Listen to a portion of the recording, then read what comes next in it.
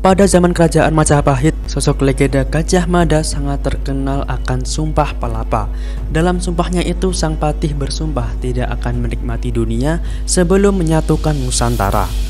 Dalam sumpahnya, Gajah Mada berhasil bersekutu dengan beberapa kerajaan, salah satunya yakni pasukan Dayak dari kerajaan Bangkule Rajang atau Bahanapura dengan rajanya Patih Gumantar atau Arya Magat.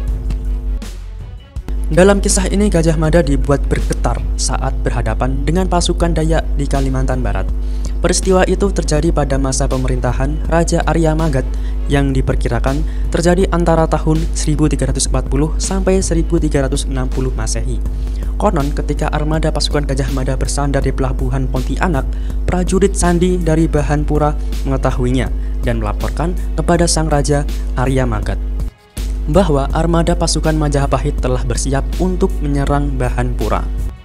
Mendengar hal itu, Raja Arya Magat menghimpun seluruh pasukannya untuk melakukan ritual mangkok merah dan mengedarkan mangkok merah itu kepada kepala suku Dayak Kenayan, Dayak Bakati, Rara, dan Manyadu.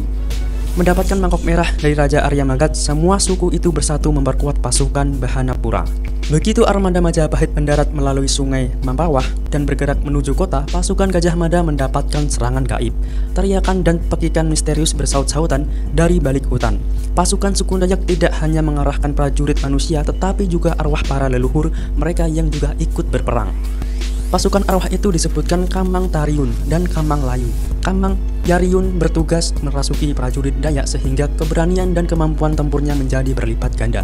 Sedangkan Kamang Layu bertugas merasuki pasukan musuh sehingga menjadi lemas dan gemetaran kehilangan nyali. Pasukan Majapahit yang terkenal pemberani tempur menjadi kehilangan nyali. Banyak di antara mereka tiba-tiba pingsan secara misterius.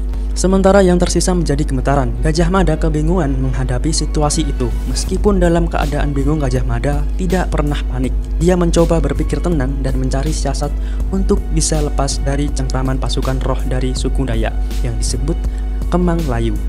Gajah Mada mengatakan kepada pasukan Hanabapura yang mengepungnya bahwa kedatangannya ke Bahanapura bukan untuk berperang, melainkan untuk mencari sekutu. Gajah Mada meminta izin untuk diperkenankan menghadap Raja Arya Magat. Setelah pesan Gajah Mada itu disampaikan kepada Arya Magat, Raja Bahanapura itu mengizinkan Gajah Mada untuk menemui dirinya. Ketika Gajah Mada menghadapi Arya Magat, ia mengatakan bahwa kedatangannya bukan untuk berperang, melainkan untuk mencari sekutu. Dalam menghadapi ancaman serangan dari Kekaisaran Mongol, Majapahit menghimpun seluruh kerajaan Nusantara bukan untuk mencari kekayaan, melainkan untuk menghimpun kekuatan dengan mengajak Arya Magat untuk menjadi sekutu Majapahit. Tujuannya adalah untuk bersama-sama menghadapi serangan dari pasukan Mongol jika datang sewaktu-waktu. Mendengar penjelasan dari Gajah Mada itu, akhirnya Raja Arya Magat setuju untuk bersekutu dengan Majapahit. Arya Magat memerintahkan para dukun untuk memulihkan pasukan Majapahit yang berada dalam cengkraman pasukan arwah Kamang Layu. Setelah para dukun ritual memanggil pulang arwah Kamang Layu, semua pasukan Majapahit pulih kembali seperti sedia kala dan tak ada satupun prajurit Majapahit yang mati di tempat